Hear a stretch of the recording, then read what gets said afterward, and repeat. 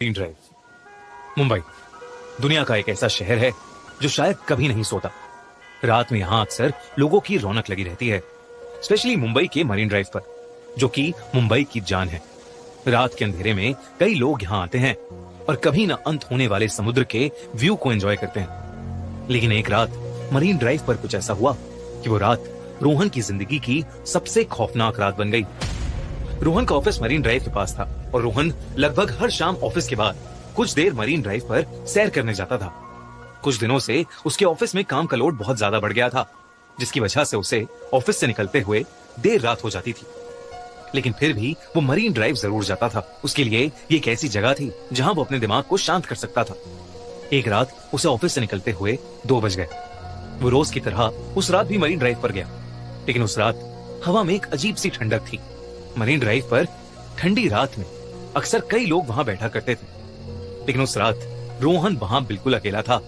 दूर दूर तक उसे कोई नजर नहीं आ रहा था, लेकिन वो ये सब इग्नोर करके कान में ईयरफोन्स लगाए वहां वॉक करने लगा। वो गाना एंजॉय करते हुए वॉक कर ही रहा था कि अचानक उसकी ईयरफोन्स में आवाज आनी बंद हो गई। उसका फोन अचानक से स्विच ऑफ हो गया था। ये बात रोहन को बहुत अजीब लगी, क्योंकि उसके फोन में तो करीबन 80% चार्जिंग थी। वो फोन ऑन करने की कोशिश कर रहा था जब अचानक से उसे किसी के रोने की आवाज आई। वो कुछ आगे चला तो वहां एक लड़की बैठकर रो रही थी।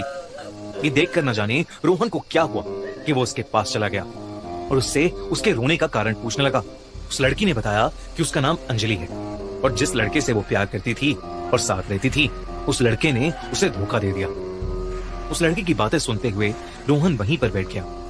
रोहन काफी देर तक वहीं उसके साथ बैठा रहा और फिर अचानक से रोहन के सर में बहुत जोरों का दर्द शुरू हो गया।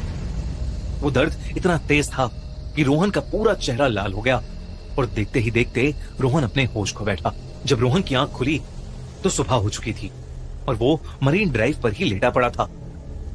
उसके आसपास कोई भी नहीं था, अंजलि भी नहीं। उसे कुछ समझ नहीं आया, क्योंकि आखिरी चीज जो उसे याद थी वो ये थी कि वो अंजलि के साथ मरीन ड्राइव पर बैठा बातें कर रहा था। अगली रात रोहन ऑफिस के बाद सीधा मरीन ड्राइव पर पहुंच गया और वहां अंजलि को ढूंढने लगा। काफी देर बाद करीब रात के 3 बजे उसे अंजलि एक कोने में बैठी मिली।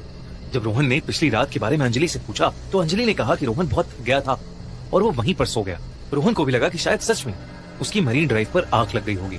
रोहन और अंजलि फिर से बातें करने लगे, लेकिन फिर कुछ देर बाद रोहन के सर में दर्द होने लगा और वो फिर से बेहोश हो गया। जब वो उठा तो वो फिर से मरीन ड्राइव पर लेटा हुआ था। रोहन को फिर कुछ समझ नहीं आया, लेकिन अब रोहन के दिमाग में सिर्फ अंजलि चल रही थी। वो अंजलि का दीवाना सा हो गया था, इतना दीवाना कि वो रोज देर रात मरीन ड्राइव पर अंजलि से मिलता और बातें करते करते बेहोश हो जाता। रोज सुबह उसकी मरीन ड्राइव पर लेटे हुए ही आंख खुलती। धीरे धीरे रोहन बहुत कमजोर होने लगा था। उसकी तबीयत बहुत ढीली रहने लगी थी। एक रात ऑफिस में रोहन के एक दोस्त ने उसकी हालत देख के पूछा कि क्या वो ठीक है। तब रोहन ने उसे अंजलि के बारे में बताया, लेकिन उसके दोस्त ने बताया कि वो भी पिछली रात मरीन ड्राइव पर ही था और उसने रोहन को मरीन ड्राइव पर अपने आप से बातें करते हुए देखा था। उसके आसपास कोई लड़की नहीं थी। रोहन अपने दोस्त की इस बात को सुनकर थोड़ा चौंक गया। उस रात रोहन मरीन ड्राइव पर अंजलि को ढूंढ रहा था तो उसे वो कहीं नहीं दिख रही थी। वो बुरी तरह परेशान होने लगा था। रोहन के हाथ पैर कांपने लगे और पूरा शरीर पसीने से लथपथ हो गया था। अंजलि से मिलना मानो उसके लिए नशा सा बन गया था। रोहन अंजलि को ढूंढने के लिए मरीन ड्राइव की बाउंड्री वॉल के ऊपर चढ़ गया और अंजलि को आवाज देने लगा। और तभी अचानक उसे ऐसा लगा कि जैसे समुद्र से कोई काला साया निकला हो और उसके शरीर के आर पार हो गया हो। लेकिन इससे पहले कि रोहन कुछ सोचता, उसे अंजलि की आवाज आई। वो रोहन को अपने पास बुला रही थी। रोहन पीछे मुड़ा तो अंजलि उसे वहीं खड़ी मिली। रोहन फिर से अंजलि के पास जाकर बैठा। रोहन को उसके ऑफिस कलीग की बात बार बार परेशान कर रही थी, इसलिए उसने सोचा कि वो अंजलि के साथ एक फोटो खींचेगा। उसने अपना फोन निकाला और अंजलि के साथ फोटो खींचने लगा। और जैसे ही उसने फोटो क्लिक का बटन प्रेस किया, तभी अंजलि ने गुस्से में आकर उसके फोन पर अपना हाथ मारा और रोहन का फोन दूर जाकर गिरा। रोहन को यह बात बहुत अजीब लगी, पर अंजलि ने उससे कहा कि उसे फोटो खिंचवाना बिल्कुल भी पसंद नहीं है। रोहन ने जब अपने फोन को उठाया तो उसने देखा कि उसके फोन में एक ब्लर्ड फोटो थी और उस फोटो में अंजलि के हाथ कुछ अजीब से काले दिख रहे थे। रोहन को कुछ समझ नहीं आया। तभी अंजलि ने फिर से उसे आवाज लगाई और रोहन अब थोड़ा सहम गया।